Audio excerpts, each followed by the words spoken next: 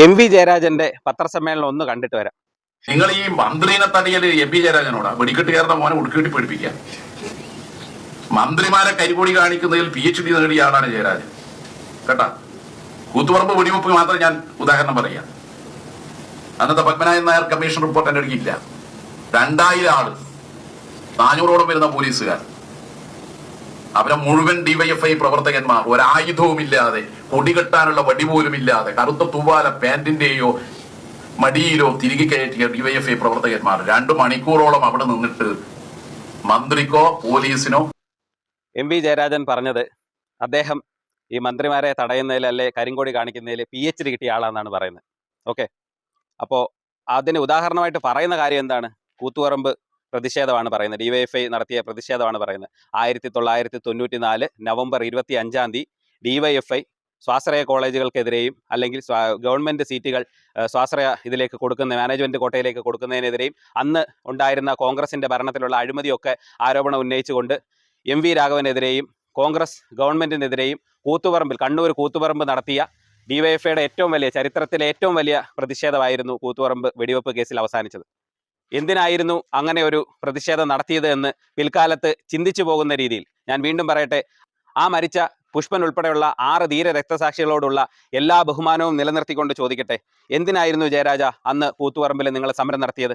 പിൽക്കാലത്ത് അന്ന് നടത്തിയ ഗവൺമെന്റിന്റെ തീരുമാനങ്ങൾ നിങ്ങൾ അതിനോട് യോജിക്കാനാണെങ്കിൽ, അല്ലെ കോംപ്രമൈസ് ചെയ്യാനായിരുന്നു എന്നുണ്ടെങ്കിൽ എന്തിനായിരുന്നു ആ 6 ജീവനുകൾ അവിടെ പൊലിഞ്ഞു പോയത്? അതിൽ എന്തർത്ഥമായിരുന്നു ഉണ്ടായിരുന്നത് ജയരാജ?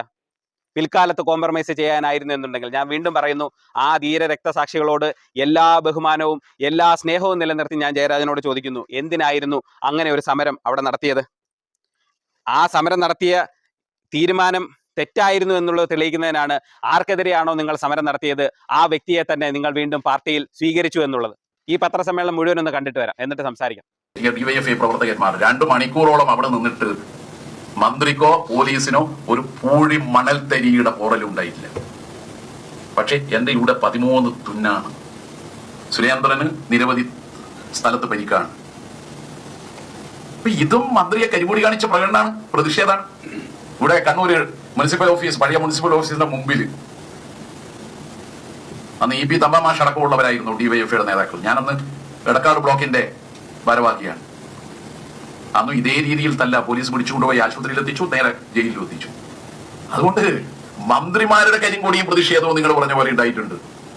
പക്ഷെ ഇത് കുറച്ച് കേരളത്തിന്റെ ചരിത്രത്തിൽ ആദ്യമായി ഒരു വനിതാ മന്ത്രിക്ക് നേരെയുള്ള കയ്യേറ്റാണ്. അത് നിങ്ങൾ ന്യായീകരിക്കുക ഇല്ലാന്ന് ഞാൻ പറഞ്ഞിട്ടില്ല. ഞാൻ പറഞ്ഞല്ലോ അതിൽ PhD ഞാൻ, അതിൽ പിന്നെ നിങ്ങൾ വെറുതെ നിങ്ങൾ നടത്തിയിട്ടില്ലെന്ന് ചോദിക്കേണ്ടതില്ല. പക്ഷെ ഇങ്ങനെയൊരു സംഭവം DYFIയെ കുറിച്ചോ SFIയെ കുറിച്ചോ അങ്ങനെ നടത്തിയെന്ന് പറയാൻ കഴിയില്ല. അതേ ഞാൻ പറഞ്ഞു. എങ്ങനെ പറയാൻ കഴിയൂ? നിങ്ങൾ അവിടെ ഉണ്ടായിരുന്നോ? സാക്ഷിയാണോ? ഞാനവിടെ ഉണ്ടോ? ഈ വിഷ്വൽ വെച്ചിട്ടാണ് ഞാനിപ്പോ പറയുന്നത്. ഈ ഇദ്ദേഹം പോകുന്നത് ഈ KSUവിന്റെ പാന്റിട്ട വെള്ള ഷർട്ടുകാരനും മുണ്ടിട്ട വെള്ള ഷർട്ടുകാരനും ഓടിപ്പോകുന്നത് എന്തിനാ? മാല കൊടുക്കാനാ? വീണ ജോർജ്, ബഹുമാനപ്പെട്ട മന്ത്രി, ഒരു മാല തരാം. ശരി. ഇതില് MV ജയരാജൻ പറയുന്ന ഒരു കാര്യമുണ്ടല്ലോ, ചരിത്രത്തിൽ ആദ്യമായിട്ടാണ് ഒരു വനിതാ മന്ത്രിയെ തടഞ്ഞത് എന്നുള്ളത്. ചരിത്രം പറയുമ്പോൾ MV ജയരാജൻ ഒരു കാര്യം എനിക്ക് ഉത്തരം തരണം, എന്തിനായിരുന്നു കൂത്തുപറമ്പിൽ അങ്ങനെ ഒരു പ്രതിഷേധം നടത്തിയത്? പിൽക്കാലത്ത് അതിനോടെല്ലാം നിങ്ങൾ കോംപ്രമൈസ് ചെയ്തു. അന്ന് വെടിവെപ്പിന് ഉത്തരവിട്ട ആ പോലീസ് ഉദ്യോഗസ്ഥന് ഇപ്പോ ആരാണ് എന്നുള്ളത്, കേരളത്തിന്റെ ക്രമസമാധാനം നിയന്ത്രിക്കുന്ന പോലീസിന്റെ മേധാവി DGP ആയിട്ടുള്ള വ്യക്തി വരെ ആയി എന്നുള്ളതും എങ്ങനെയാണ്, എന്താണ് എന്നുള്ളത് MV ജയരാജൻ മറുപടി തരണം. നിങ്ങൾ എന്ത് ചെയ്തു? ഒന്നും ചെയ്തില്ല. നിങ്ങൾ പറഞ്ഞു മന്ത്രിക്കെതിരെ ചരിത്രത്തിൽ ആദ്യമായിട്ടാണ് ഒരു വനിതാ മന്ത്രിക്കെതിരെ സമരം നടത്തിയത് എന്നുള്ളത്. ചരിത്രത്തിൽ ആദ്യമായിട്ടല്ലേ MV ജയരാജ ഇതുപോലെയുള്ള കാര്യങ്ങൾ, വയറ്റിൽ നിന്നും കത്രിക, ശസ്ത്രക്രിയയ്ക്ക് ശേഷം കത്രിക ഉപേക്ഷിക്കുന്ന രീതിയിലുള്ള കാര്യങ്ങൾ കേരളം കണ്ടു തുടങ്ങിയിട്ട് എത്രയായി? ചരിത്രത്തിൽ ആദ്യമായിട്ടല്ലേ അതൊക്കെ? ഈ പറയുന്ന ശബരിമലയിൽ നിന്നും കൊള്ള നടത്തിയതും ചരിത്രത്തിൽ ആദ്യമായിട്ടല്ലേ? ചരിത്രത്തിൽ ആദ്യമായിട്ട് നടന്ന എന്തൊക്കെ സംഭവങ്ങൾ ഇവിടെ ഉണ്ടായി? ഇവിടെ ഈ പറയുന്ന പ്രതിഷേധം നടത്തിയവരുടെ തല അടിച്ചു പൊട്ടിച്ച്, ചെടിച്ചട്ടി കൊണ്ട് തല അടിച്ചു പൊട്ടിച്ചപ്പോൾ അത് രക്ഷാപ്രവർത്തനം ആയിരുന്നു എന്ന് പറയുന്ന പിണറായി വിജയനെ പോലെ ഒരു മുഖ്യമന്ത്രിയും ചരിത്രത്തിൽ ആദ്യമാണ് എന്നുള്ളത് MV ജയരാജൻ മറക്കരുത്. നിങ്ങൾ എതിർത്ത ഏതൊക്കെ കാര്യങ്ങൾക്ക് നിങ്ങൾ പിന്നീട് കോംപ്രമൈസ് ചെയ്യേണ്ടി വന്നു എന്നുള്ളതും ജയരാജൻ മറക്കരുത്. അപ്പോൾ ഈ ചരിത്രം പറയുമ്പോൾ, PhDയുടെ കാര്യം പറയുമ്പോൾ, മന്ത്രിമാർക്കെതിരെയുള്ള പ്രതിഷേധവും കരിങ്കൊടിക്കും PhD കിട്ടിയ ജയരാജൻ ഒരു കാര്യത്തിന് ഉത്തരം തരണം. എന്തിനായിരുന്നു നിങ്ങൾ കൂത്തുപറമ്പിൽ സമരം നടത്തിയത്?